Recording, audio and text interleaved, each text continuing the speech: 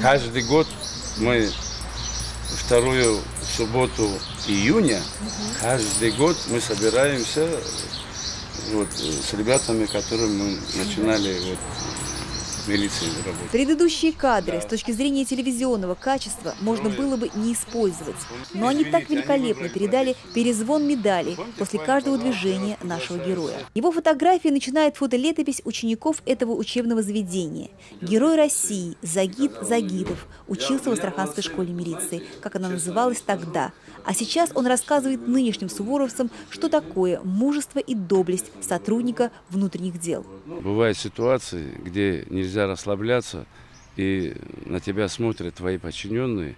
Надо просто мужество собраться и идти вперед, и доказывать, что любой страх можно преодолеть. Он говорит, что всю жизнь провел под погонами. Иногда по-военному роняет фразу «извиняюсь категорически». Его жизнь – материал не для одного романа. Командир отдельного специального батальона в Дагестане, начальник охраны общественного порядка республики. 16 лет его жизни отданы ОМОНу. Сложнейшие спецоперации, освобождение заложников. После одного из таких дел он был ранен. В госпитале ему сообщили о том, что президент присвоил ему звание «Герой России». Этот человек не особо вдается в детали своих боевых подвигов, не любит похвал.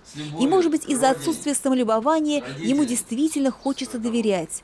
Поэтому с таким живым интересом слушают его юные суворовцы. Основной цели здесь ни галочки никакой нет. И вы сами видите глаза, ребят. Это интерес.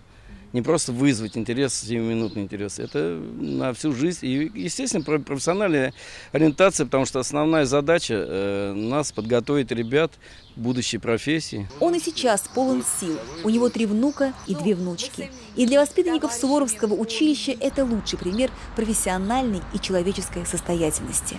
Ирина Дмитриева, Михаил Светлов, телеканал 7+.